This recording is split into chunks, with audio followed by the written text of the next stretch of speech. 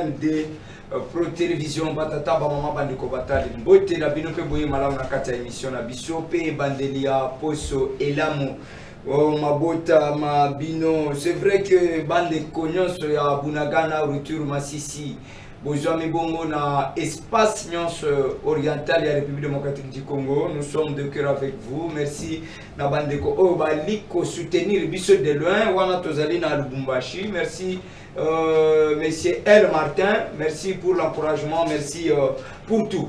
Bandeko basali club na bango, association na bango, soutien na émission na bino, ça c'est très important. Bandeko pe ya Kasangulu basali de même, les amis de Parlons Congo. En tout cas, nous sommes de cœur avec vous. Baïke bali na poto, bali ko ebisa biso, tozalika kasima na bino pona ko soutenir. En tout cas, ça me va droit au cœur. Les loto obeta masolo matali Congo. C'est vrai que Kabila azongi na mboka na ye kasi yela ki mupanzi ya la République démocratique du Congo o nécessité makelele mingi mais elongona ba invité na biso na mukolo malelo to kobeta lisolo mwana Congo Sinfo Kadima mbote pe boyemala. OK, mbote ndeko journaliste na sepeli makasi. D'abord nazo féliciter d'abord mukolo chaîne pour na musala malamu plateau kitoko. Merci beaucoup. Na féliciter pe na yo mto cette émission kitoko, émission ya bien ya bana mboka.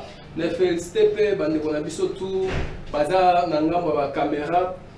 Merci na bango ya mingi par rapport ya musala malamu. Merci beaucoup mwana Congo. Tozali pe les lots toza honoré quand même puisque monsieur Sefo est déjà l'habitué de cette émission, mais on reçoit pour vous. Il fut candidat malheureux, il faut le dire ainsi, aux élections de 2023. Il s'appelle Sauveur Keto, alias Bampé. Azali fédéral et à Ngaliema, na parti ACJD, c'est ça, Alliance Congolaise pour la Justice et le Développement. Merci beaucoup, les journalistes. Merci d'Andenge Boyabingai. Les alliés mbala liboso na ya pa ina yo mingi pe na awa. Na pesi yo merci. Na pesi pe merci na ba cameraman. Na pesi merci. Na ba kongomani banso o ba liko la ngai. Et na pesi lisusu merci na ba konzi ngai ya parti. Au plus honorable Kennedy Katasi Kiala o liko la ndabiso na ngonga oyo. Na président national Mojinga Jean na maman vice-présidente du parti madame Bichou. Je rappelle que vous êtes coordonnateur national de l'ONG Initiative pour le développement des vulnérables.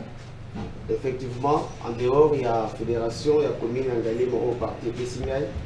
Nazali P, coordonnateur national, il y a grande ONG à Kinshasa. Il y a Yebani, na battu à l'État. Donc, voilà. Voilà, toujours Nayo, ce qui doit être le bélement qu'on a régi, puisque tout le monde a qui faut d'abord na Makambia Est, Bobenga Kibiso, na Kolombayete, Bosutenaki na Elo Kwamuke, Ozaki Nango, Kotine de la bande Konabiso na Est. Alors, motivation à Outuapi, vous êtes soutenu par qui? Bon, en tout cas, soutien Zalité, Ngai, M. Sauveur, Nazali na ONG le Kolabé na Outikoloba. Na Yokaki passe ya ba Congoman, Mingi Pena bande Konabiso ya Est, Bazali Mingi na Bukavu. Alors, na moi Mike nazali kozwa yango nasalaki ete na meka ko tindela bandeko na ngai ya Goma. Yango wana bomonaki nasalaki effort wana de sorte que moi Mike tozana yango esunga bango esa tindela biso vidéo ya biloko ekendaki na es. Allez-y. Donc de sorte que ba ndeko na biso bazali kuna na est bayeba pe comme se retrouver esengote tozana bango elongo totiki bango te. Namon Soudali Kosala, ils ont une manière de soutenir le chef de l'État, Félix Antoine Tshisekedi Tshilombo, à travers ONG Nabiso, à travers parti Nabiso. On a Tindelaki Bango, Bomoni Bamama, tellement payé. Non seulement Est, to mekaka chaque fois pour accompagner Bamama, on gagne ensemble. Na moi Mike Oyo, Bazali Kopé Sabiso, to Oyo Pe Tozali Kozala na Yango, de sorte que Eye Banako Songa. Population beaucoup plus. Donc, nous sommes outikana musolo na yo? Oui, bien sûr. Les alliés. Union sacrée soutenir yote? Non, union sacrée soutenir ngaïté. Les alliés, moi, Mike, tu as dit que Songa Manango. Et puis, moi, quelques partenaires, P.O. Basungaka, ONG Nabiso, mais nous allons pour ça de sorte que ma maman veuve va se retrouver, nous allons pour ça de sorte que il y a SPP va se retrouver à travers ONG Nabiso. Merci beaucoup. Également, nous allons moi na Congo Benofis Kabasele, Azali coordonnateur principal adjoint. Il y a initiative Daniel Bumba, le bac le gouverneur de la ville. Moi, tu peux boyer madame. Moi, monsieur le journaliste, moi, tous nos amis qui ont répondu présents à ce rendez-vous. Ouais. Moi, toute la population quinoise qui nous suit pour le moment. Ouais. Moi, tu peux, moi, Namboka, gouverneur de la ville, Daniel Bumba Lobaki. Oui, Bali Kolobaki, il est devenu incompétent, l'inondation, ça bouge. Daniel Bumba, Ali Kotala Kobaluka, mais Kadendelandela, Kenaki Namona Mai, et Koufelaki. Vous êtes fiers? Donc, parler dans ce sens, je pense que les gens ne comprennent pas des fois la situation. Une situation qui est naturelle. Ouais. Par rapport à l'inondation, ce n'était pas par la volonté du gouverneur comme étant le numéro 1 de la ville. Qu'est-ce qu'il doit? Il doit prendre des précautions pour aider la population qui avait connu ce cas. Ce n'était pas lui qui avait dit... Puisque vous êtes dans son initiative, précaution de Daniel Bumba a eu depuis Mokolo Makamouane Salamati. Donc, je n'ai pas au monde. Personne ne peut jamais prévenir contre les catastrophes naturelles. Ouais. Les précautions à faire que les gens il est en train de faire aujourd'hui, ouais. On est en train de caniveaux sont en train d'être tirés. Il y a beaucoup de brigades qui travaillent sur ces sortes que nous prochainement, même si les inondations peuvent survenir. Nous les voyons même en France, aux États-Unis, il y a des inondations. Ce sont des catastrophes naturelles que personne ne peut s'épargner. On est en train de travailler parce que personne ne peut ignorer de la façon où le gouverneur Daniel Bumba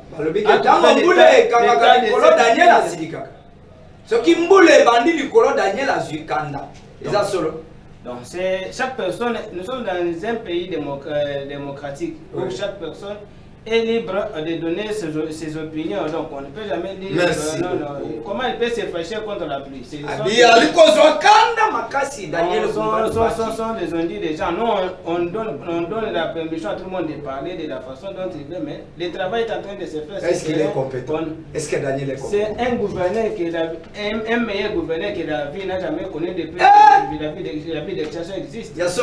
Les réalisations sont là en train de se faire voir. On ne peut pas être là pour peut-être venir peut-être comme c'est la télévision, mais sur le plan technique, tout le monde qui marche sur la ville de Kinshasa, il voit comment les travaux sont en train de se faire dans toutes les communes. Quelque chose au été comme ça la matin là-bas.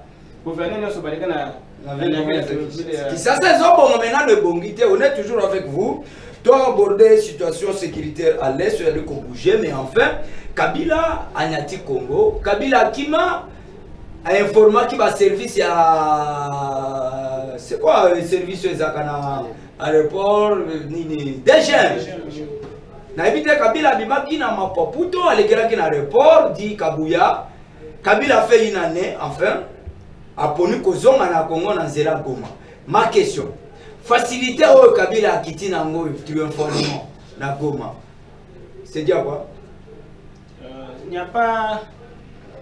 Kitina triomphalement comme vous le dites, non, Kabila c'est un ancien rebelle. Tout cas plus de 50 Kabila c'est un ancien rebelle. S'il vous plaît, s'il vous plaît, Benoît, s'il vous plaît, Benoît, s'il vous plaît, s'il vous plaît, Benoît, s'il vous plaît, et parlez-moi de ces discussions-là. Kabila, s'il vous plaît, vous retirez ça. Kabila n'est pas l'ancien rebelle, quoi que ce soit, retirez ça. Ça ne passerait pas dans mon émission. S'il vous plaît, Benoît, dans ces pays, s'il vous plaît, s'il vous plaît, s'il vous plaît, pour le respect de ceux qui nous suivent, retire seulement. Donc, je ne sais pas ce que je dois retirer. Donc, ce que je connais, moi, c'est que je connais comment l'entrée de Joseph Kabila dans ces pays avant qu'il soit le président de la République. 1 plus 4. Donc, on connaît que non, c'est pas la même voie qu'il avait occupé le pouvoir, qu'il pense peut-être aujourd'hui que non, il n'est pas encore revenu au pouvoir par la même voie. Ce qui ne sera pas possible. Est-ce que Kabila file la population? Mais oui. Quand? Kabila est arrivé dans ce pays au pouvoir par quel canal? Mais il était voté Kabila en dehors, il y a chevauchement au Salama qui n'a lieu à Moussé. Est-ce que dans ces moments-là, Kabila était rebelle? Il fit qui? C'est moi qui pose des questions à vous de répondre. Avant qu'il soit ici, nous ne connaissons pas la voie par laquelle il était entré. Mais je vous demanderai de retirer, de qualifier Kabila d'un rebelle. S'il vous plaît, ça ne passerait pas ici. Ok, je retire. Merci beaucoup, allez-y. Je dis ceci.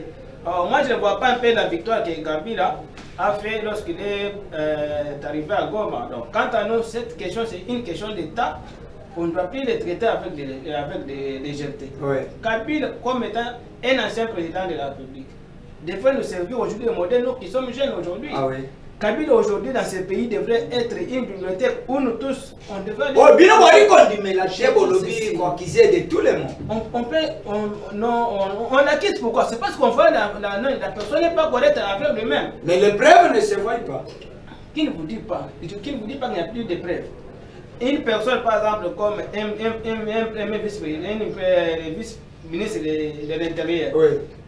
La personne qui gère la sécurité de l'État, ouais. Il peut se tromper. Les chefs de l'État peuvent se tromper aussi. Parce que la personne les mieux informée de ce pays, les premiers, ouais. C'est les chefs de l'État. Quand le chef de l'État a dénoncé de Kabila, Kabila est derrière les patins de AFC 23. Ouais. C'était pas émotion, mais pas sentiment. Mais pourquoi il n'est pas arrêté puisque Kabila continue à Congo, disons? Chers journalistes, cette question, c'est une question d'État. Ouais.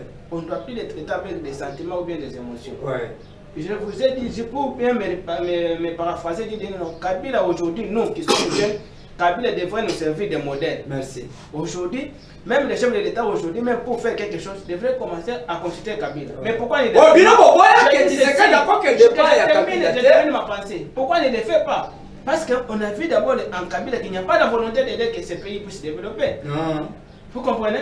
Comment un ancien chef de l'État, tu es dans ce pays où tu as dirigé 18 ans et tu sors et les canaux de sécurité ne savent pas par quel moyen tu es sorti.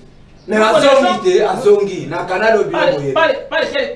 Azongi na canal Obinoboye. Depuis que cette histoire de AFC M23 ont débuté, est-ce qu'elle a débuté plutôt? Avez-vous déjà entendu Kabila par quelle voie condamner cet acte que Nanga a posé? Merci. Est-ce qu'il suffit seulement de condamner ou de trouver des solutions? Ce qui prouve à suffisance que non, Kabila est complice avec les... Non, s'il vous plaît, évitez-moi des mots-clés ici.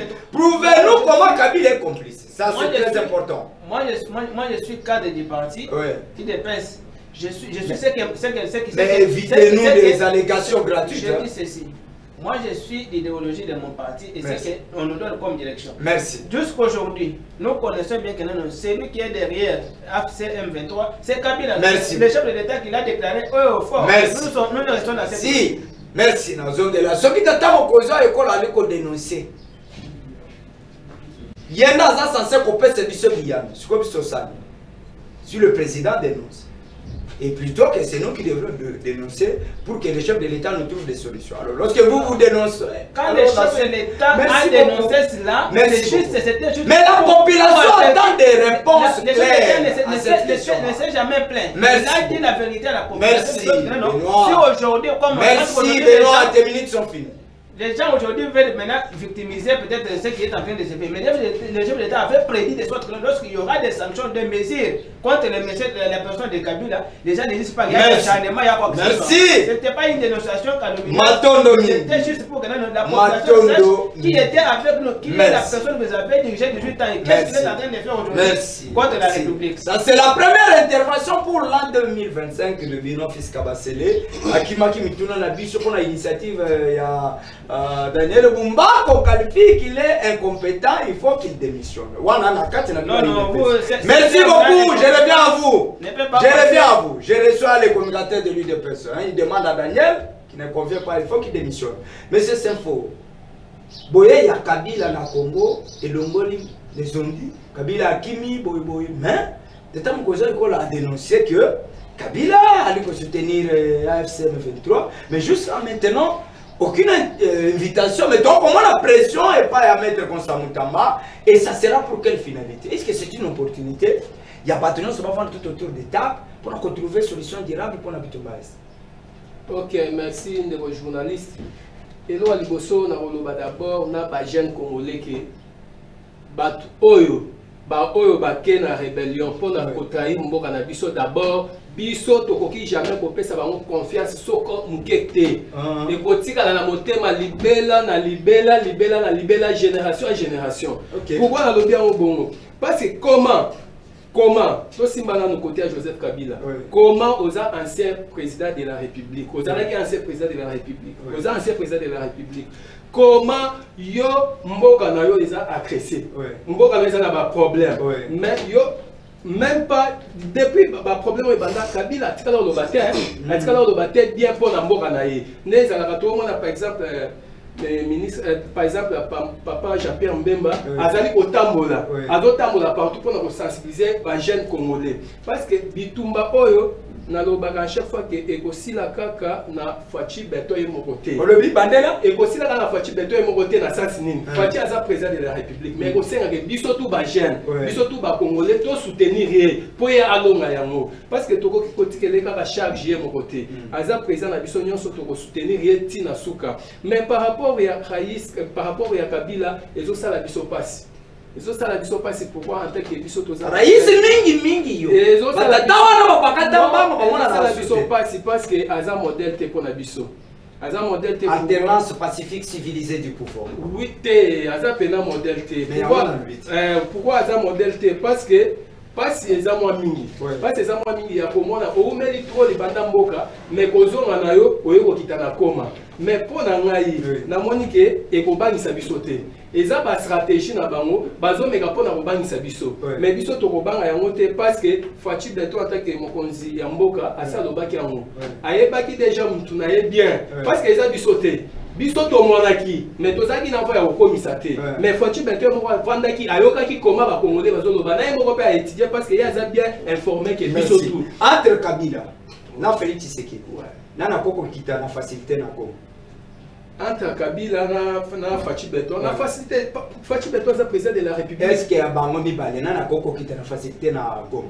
na bango mibale Fachi Beto est-ce que kiti non ils ont problème à okita te Fachi azaka pona koma te Fachi azaka non na lobi atelami ke na kiti Goma akiti denga Kabila akiti Fachi ko sala d'abord tant Kabila akiti eza poke batika kita yo kasi soki baboya ya kita ya kitela wapi bana bandimi pe bana bakoboy non tokoki koloba te ke bandimi parce que tango kita akiti na koma toyebi ke ba service na biso ezali soki service ezali c'est-à-dire que bayebi ke pourquoi akiti nga na koloba ke tango na biso pena tokoki kosala comparaison entre Kabila na Fachi te na tunité non kotuna na eza nango mabe te eza bien mais kokita d'abord ya Kabila et kobangisa biso na eloko moko te parce que aza juste na pouvoir azosala confusion moko azosala azokanisa ke akozongelaka non akozongelaka te loi épéquissier oui loi épéquissier oui loi épéquissier akozongelaka te asa na kotuna André Mbata est-ce que loi épéquissier Kabila akozongelaka te la meilleure constitution du monde et puis azomi kosa biso ba congolais to pesi président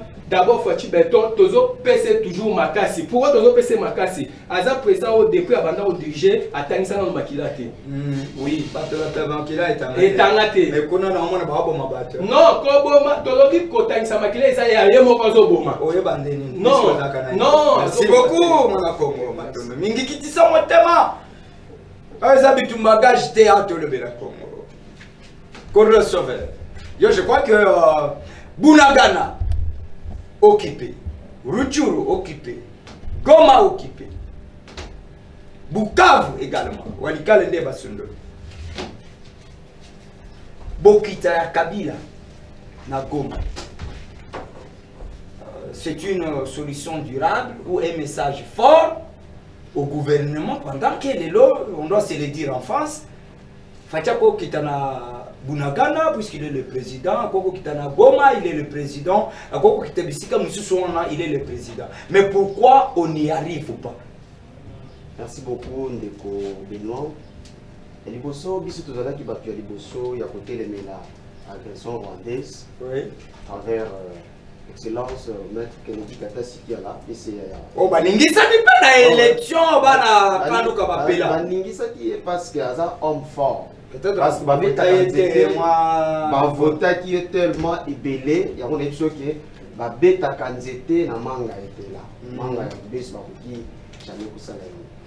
J'espère que télémé la babiloko wana oya agression rwandaise biso na parti na biso ACJD télémé la kaya. Alors pour na likambo etali boye ya mwana mboka Joseph Kabila na Goma nakoki koloba que Kabila Joseph azali sénateur à vie. Nandenge azali wana azape ancien président de la République. Donc azo mérité pe moi nini nakoki koloba ke moi ba respect. Nakoki ko mérité moi ba respect wana. Yeso ki akoki ko koma wana. Akoki ko koma.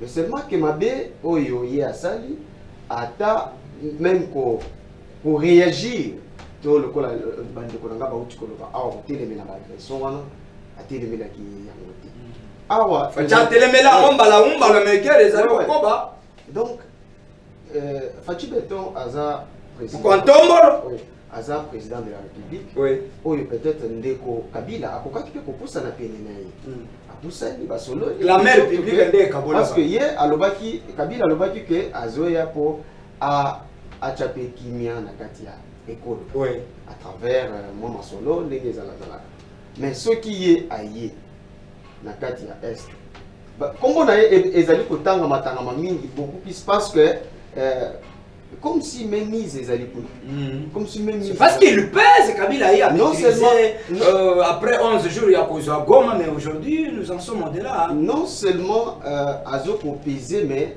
valeur peut-être au hasard na yango le kola ancien président de la République a côté kokoma wana ou peut-être que aloba mais question on a côté komituna ezali que comment mboka na biso ezali agressé na Rwanda et puis Goma est déjà sous-occupé na occupation ya M23 a côté malamu ko kitabongo donc si quand des mots flou merci puisque de tel sorte on lobeli mo continue la biso image ya Cordo il y a parti na bango na bambaye mutuna à ce moment-là to kokota rapidement na consultation puisque vous avez soutenir l'union sacrée oui vous avez la carte à l'union sacrée vous avez la carte à l'union sacrée tozali na AB50 il y a excellence Julien Paluku les ali ministre il y a commerce extérieur alors ba mingi mais cette fois-ci à dossier non azobanga ka kozana na gouvernement d'union nationale kobanga c'est trop dire azo continuer koloba et puis à tozana ko soutenir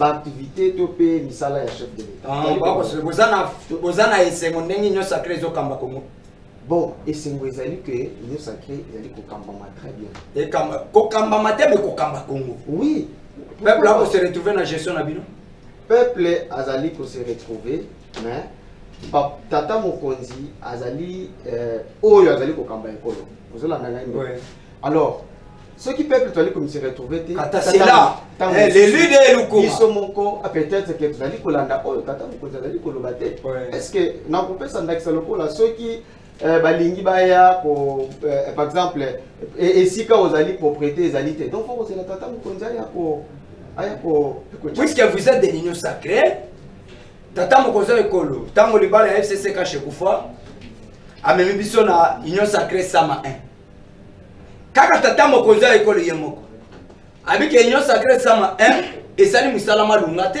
toye na union sacrée sama 2 kaka toujours tata mokonzi ekolo Félix Tshisekedi toye na union sacrée Judith Suminwa Tuluka c'est le même président qui veut nous ramener encore une fois de plus dans le gouvernement d'union nationale. Ma question, qu'est-ce que l'union sacrée n'a pas donné à ce peuple? Ou a dit coller la lelo, peuple était à Bundela, peuple au Koufela, au gouvernement d'union nationale, et quoi porter. C'est l'entraîneur qui pose problème ou son jet qui complique les choses. Bon, Ezali, jeune de Moutou, Ezali, au Tamboula. Vous avez 2 minutes. Parce que, au moins, il y a un peu de senga na tata, Moukonzi Ekolo, na ba consultation, oyo. La nomination, oyo Ekoleka na Union nationale, et c'est ayo ba promouvoir jeunesse. Voilà pourquoi, parce que jeunesse, tous le la mentor Nangai Kennedy Kata Sikiala, Yé, aza wana pour la jeunesse. Aza sima ya jeunesse. Aza ndinga na batu partout bali kolanda. Ceux qui tata mukonzi azali kotala misu na ba jeune lokola ba maître Kennedy Kata Sikiala. J'espère que Congo na biso ekoyeba na kobonga. Congo na biso ekokende liboso. Tala façon oyo azali ko soutenir chef de l'État. Azali na équipe oyo ekomi lelo na première division. Alors ceux qui lelo Tata Mokondi a tiré le beau que pas y a maître Kennedy Kata Sikiala. Gouvernement. Pourquoi pas? Mais quand on a l'Assemblée nationale, Toyo Kayete a déjà marqué la table, il va invalider. Je crois qu'il y a vendu. Quand ça vendu. Maître Kennedy Kata Sikiala a za kovanda te. Azo travailler. To ba ba yeze le tamona bande ko mususu ya yo kana. Na minute yo ye aza député te. Azana ba invalida kai. So non pas une ça été. Ah ba fata ba invalida injustement. Ce monde. Peut-être à longa te. Ya ko non à longa qui. Da munoko na to ya kadi. Plus de 5000 voix. Wana munoko na to ya kadi. Olobi? Ya na munoko na to munoko kadi. Bon, na koloba ke na munoko ya kadi ma trop dire. Kadi me yo pe bando pesa biso ba carte ba bo ya mona ba agence. Boko sa biso ba carte mususu te. Soko ba lobi ake wo oza ya opposition. Carte ba pekisanga na kota na bisika kokota. Carte elonge mona na te. Na komo tamona na ba photo ya ba émission. Denis Kadim. Yo po yo ko yo kisa régime na Tshisekedi yo sone na ba carte. C'est cela. Donc il y a un qui par rapport à l'union sacrée et ça problème. Est-ce que vous pensez que l'union sacrée est réussie pour même ambition au gouvernement de l'union nationale ou il faut carrément tout changer tata mokoza école? Il paraîtrait que les joueurs non soit coach en équipe, bah nous complète cette équipe chance à gagner. Tout ça est mon président tout entraîneur nous soit quoi? Tant qu'il on a quitté qui va changer qui est na dessin. Tu peux changer ce qu'on a dit. Selon yo ce qui fait ça tu peux changer. Non, pour changer président ils a dit moi pas si. Hein?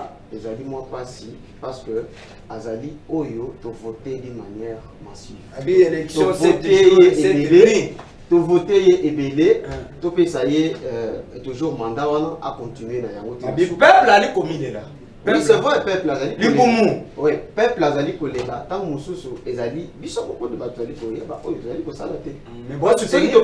Oui, tous na ko soutenir lié parce que vision oyo azali na yango c'est vrai que na kati ya ezala ba mususu oyo baza wana bazali kotala vision oui vision dans le sens que pour na ko servir peuple vision peut-être que oyo bakoza la dinga kati na ye bazo ko sunga ye soke simbi tata mokoza ekolo soke simbi te gouvernement yango wana atandi loboko na mutu nyonso opposition boyibino problème ezate ceux qui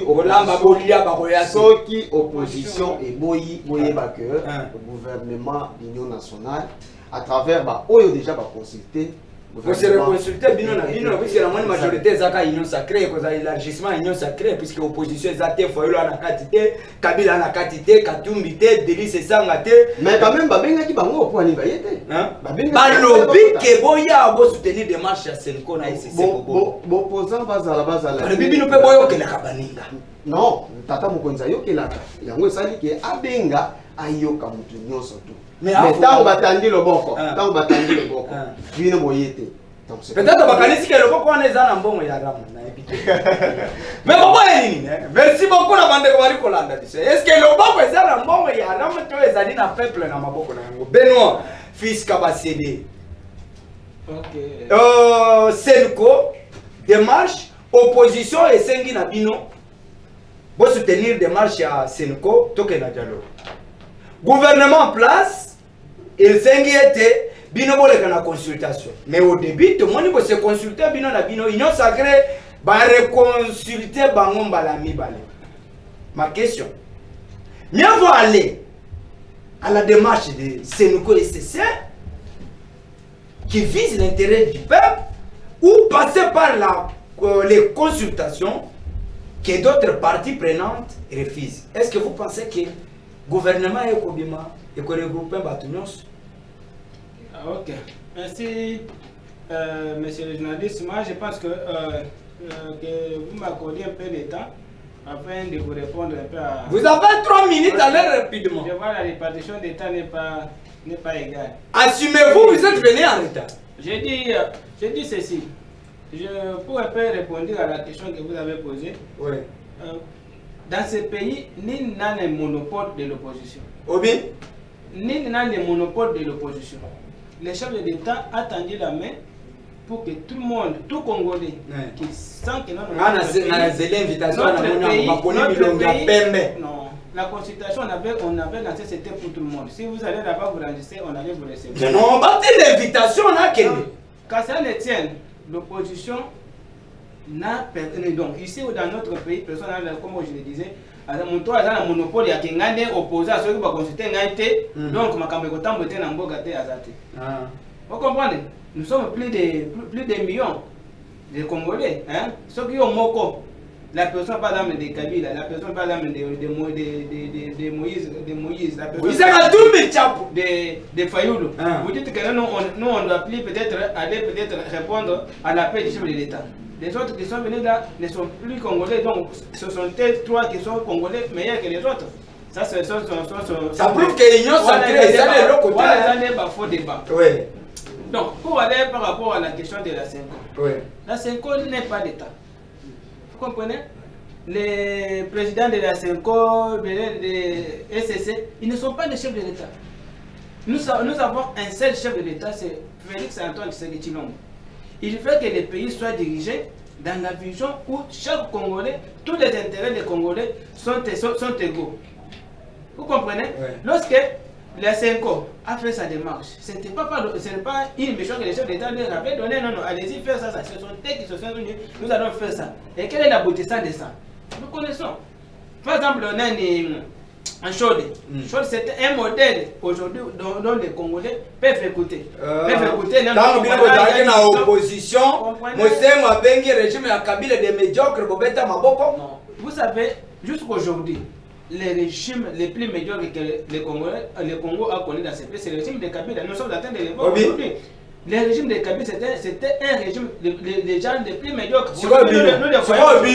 Avec ces gens-là aujourd'hui, parce qu'ils n'ont pas de pouvoir, ils sont en train de prendre des armes. C'est ceux qui vont le dire, s'il vous plaît, Benoît. Aujourd'hui, le régime de Kabila est en train de tuer encore les Congolais parce qu'ils ne sont pas au pouvoir. Bino bolinga kwa kize baninga mbegondi makaba kiza kabinote. So ba lobi ke boza pe régime ya médiocre batu bakokota kasho. Non, parlez quand vous parlez, je peux vous donner par exemple aujourd'hui. Les chefs de l'État étaient à Lubumbashi il y a 2 jours. C'était pour. Vous avez vu partout où les chefs de l'État marchent. Je dis ceci. Partout où les chefs de l'État marchent, dans ces pays, les règnes de Kabila, on n'a jamais eu un hôpital de l'État. Nous, on a vu seulement un hôpital, maman Olive. On a vu Kabila, détruire les eaux du Congo pour nous faire des ok, avec les projets PD 145.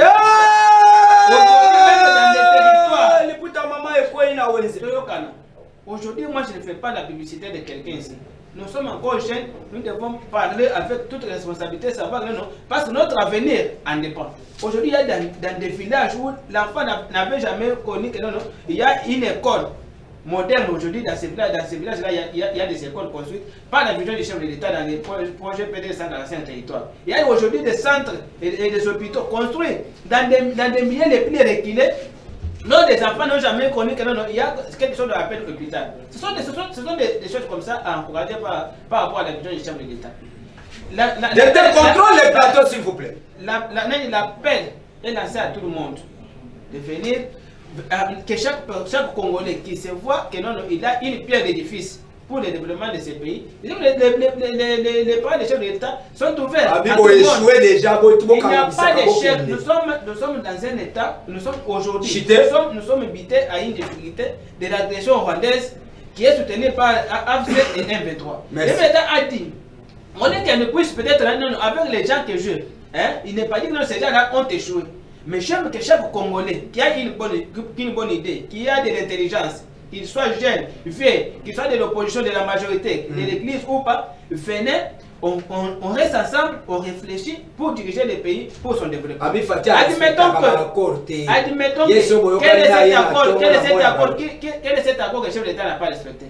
On a posé la question, Nanga même avait répondu. à cette question-là, avant qu'il soit aujourd'hui révélé comme il a dit. Il n'a jamais vu cet accord. Les gens ont toujours dit. Merci. Le chef de l'État, c'est un homme honnête et respectueux des tests. Merci. Il fait que le pays ici, comme il a trouvé dans un trou, un pays qui était au moins que vous n'ayez pas les yeux pour voir.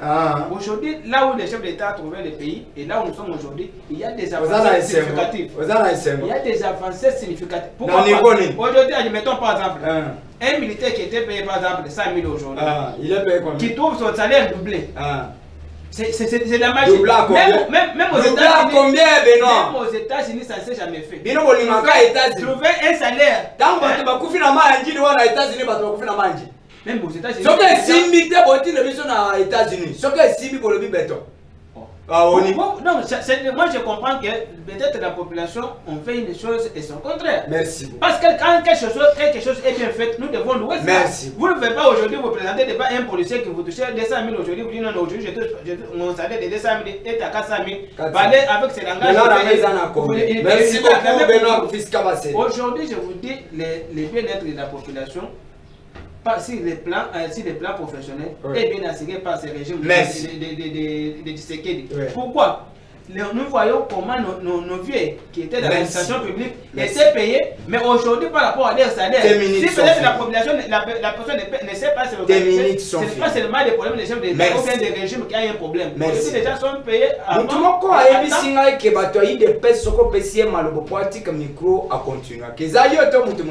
merci, je reviens à vous. Merci. On ne peut jamais laisser toujours. Merci, je reviens à vous Benoît Fiskabassé. Merci, coordonnateur principal à l'initiative Daniel Bomba. Le bac bassin a démissionné. On démissionné, on démissionné. Voilà, moi, comment c'est fort. Démarche nyonso. Banda Tshisekedi a joué beaucoup aussi. Tino Lelo. Consultation. Bato bako critiquer ba voyage naie, mais enfin, tu as vu comment on a les mêmes figures, les mêmes personnes, elles viennent. Est-ce que vous pensez que ce qui tout, que Yimbam, dans le gouvernement de l'Union nationale, et que le gouvernement de l'Union sacrée, Oyo, et la Kisi va limite dans Yango, va tirer de côté, l'animateur n'est pas que là-bas. Ok, merci de vos journalistes. Benon Tumba. Oui. Par rapport d'abord il y a un voyage, parce que balobaka trop. Nga tuna ndeko moko boye tokutana na tosala na discussion na tuna yeke oso mata de avion. Ebisa na mata avion tenga botami awa na ebisa oui. Ya mataka 207. Oui, na ebisa que jour oko mataka avion oko ka passe ndenge avion esala ka passe. C'est-à-dire que fois-ci jamais akozwa vie na ye achango en danger ako mataka kitaka ya pamba te. Tant que mataka azokita azomata toujours par rapport à la tourisme. Non, ils ont tourisme. Azapeka à part tourisme, fois-ci azama na poto. Fois-ci azama na poto, l'année histoire pour comprendre que fois-ci avant da. Mais plupart batwa gérer biso ba outil poto. Mais non, oui, il y a azama mais abotama na Kinshasa. Abotama na Kinshasa par rapport à ba étude na makamusu ba formation, c'est pour cela abanda ko voyager na ba expérimenter tata mon. Oui, ndé abanda voyager ke ba poto. Mais au étali par rapport il y a gouvernement ya union sacrée na gouvernement pour bazana kati ya constituer pour la gouvernement ya union nationale par rapport il y a d'abord différent par rapport il y a différence ekozala pourquoi parce que makanisa tata mokonzi ya mboka d'abord écrit plus loin à comprendre que non il y a ça lokola toko chai lokola entraîneur ya mboka ya équipe il y a ça lokola entraîneur ya équipe à comprendre que non nazana ba joueur rebelle na terrain mais les joueurs qui sont sur le terrain, belé bazo beta malamu te. Parce que les joueurs qui na terrain, il y a gouvernement, il y a union sacrée, beta qui pena bango. Ah non, Fati, toi déjà na tirobi hein. Oui, beta non, ils tirobi. Toi déjà na tirobi. Match ezananu. Mais déjà tirobi. Non, match ezananu belé. Même etikali 1 minute. Babi ekota ke belé. Match ezananu. Il faut pas que ça calme chacun. Non, ba joueur et bien bazali. Tozo éviter autant ba Congo par exemple na union sacrée, na gouvernement ya union sacrée, ça ba joueur beta qui bien. Par exemple soto pesca joueur moko lokola ministre de la justice Constant Mutamba. Wana ngate ba congolais ne ba pona ide ya que non, il a travaillé bien. Donc coach anga sur na stade wana. Non, oui te. Kana tout le mituna on que là ba problème. D'abord nazo biso que na gouvernement ya union nationale. toza na bilongo soki bazongisi bango te ba peuple ba déclarer ba kosenga la tata mokonzi ya mboka lokola elongia ministre na biso ya justice jeune lokola babiso lokola babino tout Constant Moutamba. C'est-à-dire ceux qui président de la République a zone c'était ba peuple ba déclarer wana ngate ngape na za peuple mais biso ba peuple ndeto déclarer pour que to kolinga to mona futur ezonga elongo ezonga par rapport au gouvernement ya union nationale. Naza siré tata mokonzi mboka comprendre déjà que kuna simakité parce que natika ki joueur boy. Et kozala tomoni ba moni défaut na pas tata mokonzi mboka kaka na ibandeli onumwe. Et cause à la bonne, c'est à temps que vous avez pour la tombe, basé belé. Au fait, ça n'a là pour tout le monde. Non, basé belé, pardon, basé belé. Et puis pourquoi? Parce que tu as qui continue à monter. Parce que Bagel, baso si ça midi ton pourquoi, ba glace, ba étude, baso si ça va étude na bango. C'est pour cela que t'attends que vous avez faut attendre parce que moi on a appelé la association, moi on a appelé la coupe belé à Bagel, moi on a appelé Bagel à Maëlle. Par rapport à Bagel, on a des fois remplacer na batata, oh, bah ça va mal monter. Parce que bah si ba konza merci. Tata Mokoza ekola la kana peuple congolais qui après 3 mois à Kobanda la gestion ya ministre na ministre. Je crois que oui, et ça bon c'est pour ça. Ça combien de fois? Oui, na lobby ya tout royo. Ya tout royo. Gérer ma belle. Ya tout royo. On a vu que Fatia est trop pastoral que il est trop pastoral. Alors il faut attendre la Bible, il y a le bâtiment. Non, à part ça, le conseil des ministres chaque vendredi. Kuna mabanda ko féliciter ba on a ministre ya Nino. Parce que baby. Et puis pardon la chité muke. Et puis to pesa ka mokonzi mboka charge te to seni na ba oyo ba kozala nommer na union nationale, na gouvernement union nationale. Bosala. Kaka union sacrée que bango va changer kaka. Il y a tout votre salité. Après pouvoir Congo comme l'homme muke. Merci. Après pouvoir tika ba intimidation. Non. On ne doit pas merci. Na pesi bilenge nyonso. Après 3 mois tokobando lande la gestion na gestion. Mais la conseil des ministres papa bandaka na ko remercier ban.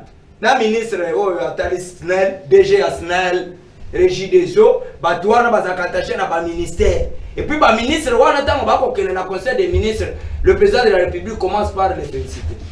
Ça c'est très important. Ah, bougez hein. Félicitations à vous, vous avez bien géré tout au long de la semaine. Maintenant, l'évaluation, assignation, après débat et délibération, Patrick Mouya est à la télé. Oui. Patrick Mouya, Tikape Kabila. Kabila a fait beaucoup de ce pays. Hein. On doit avoir l'humanisme, peut-être dans ma prise de position. Tshisekedi a coqué. Togotikana. Bokonze Kabola Bissoté. Intérêt to aller dans le lot et Kabola Bissoté.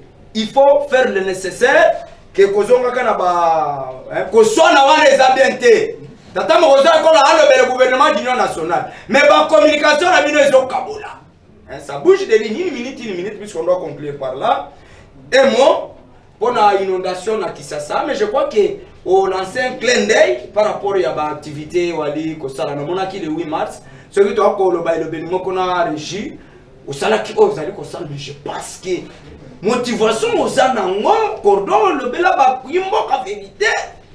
Il y a sacré à se tenir. Puisque l'action, la réalité, et l'engel collaborer, je ferai de la jeunesse congolaise, les milliardaires, les investisseurs, nous en sommes où? Pendant que la NAPI, nous colons des bâtons. Une minute. Une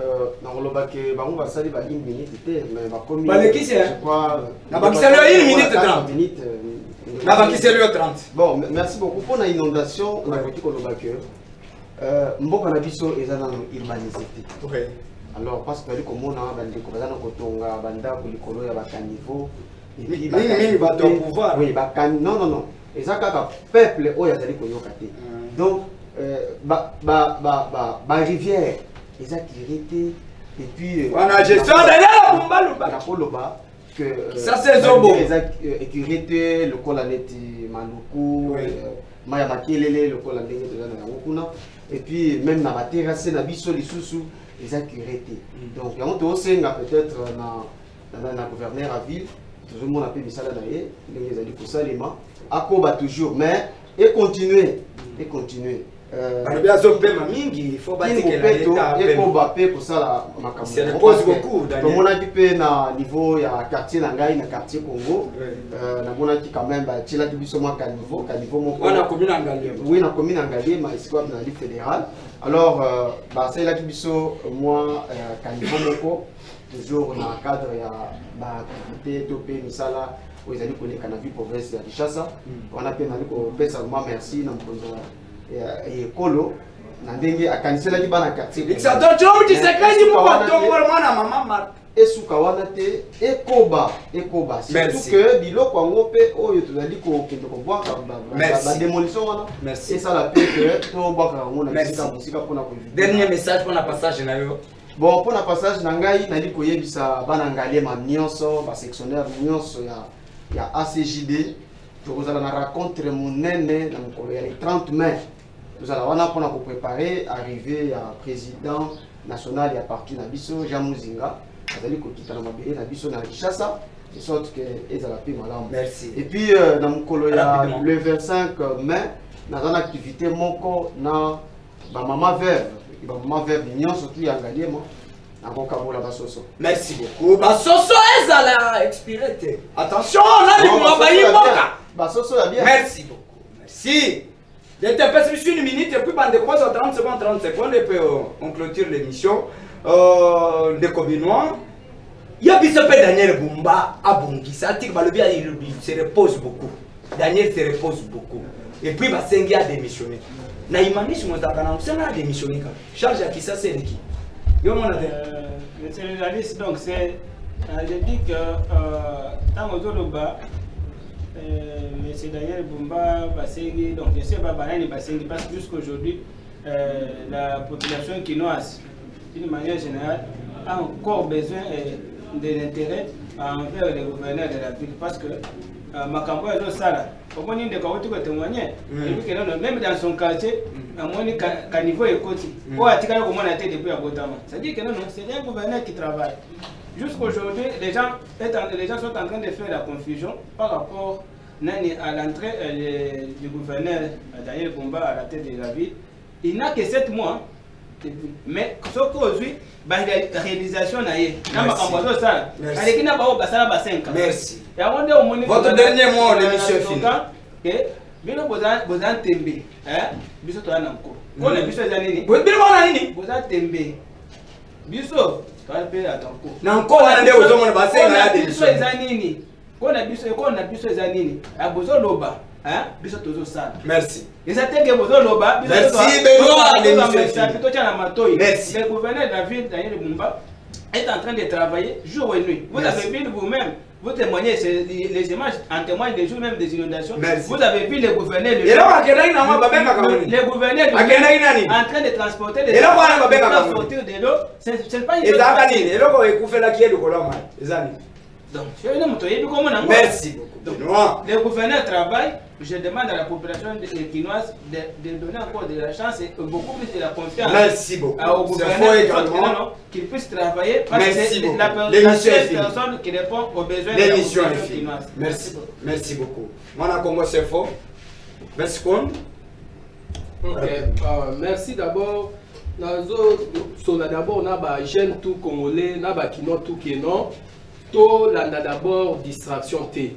Parce que batata o ba memaka biso na distraction trop na kabela biso ba 5000 ba 3000 en tant que bana na bango batina bango toujours na ba poto bana na bango ba vivre bien. Il y a tout oyo to la liste la liste par rapport où il y a oyo gérer malamu te to telemela ye. Mais o etali inondation ya ville à Kinshasa nazo senga na peuple quinois. Pardon total ici ka resomba. Total ici à Osomba, pourquoi? Parce que d'ici comme si tous sommes des appels malades, tout les nagao, l'État n'a pas que les bisous, mais d'abord, faut l'État n'a pas faut ici à Osomba, et puis tous les gouverneur de la ville, Daniel Bumba. bongisa préparé par rapport à Oyota au sein de marqué ce qui est to kozala comment pour éviter les conséquences à makasi et comment maintenant émission ici Kodo émission ici un petit mot rapidement baokata biso kuna data kanda na papa mokonzi ekolo a tala makambo etali sorti ya gouvernement a promouvoir beaucoup plus bajeunes bazali lokola ba sauveur kweto bazali honorable Kennedy Katasi oyo vraiment a salaki campagne na lukunga mobimba pe azoko promouvoir aza toujours si toza simanaye merci to singi naye a tala pe makambo merci message comme merci na bande kuno sobolandi biso désolé puisque on a eu à déborder merci na DT junior Kabeya Kalex Muluba Bembe maboko na machine simabili tozaki na Josephat hein très courageux merci pour notre soutien token de musikate talasima zonga moto rediffusion émission Zalim Kolomalelo à partir de 22h30 sur MD Pro Télévision. Pour continuer à faire sur confiance, je crois que de meilleures choses viendront. Nilinga ebima te. Fati Beton, union sacrée.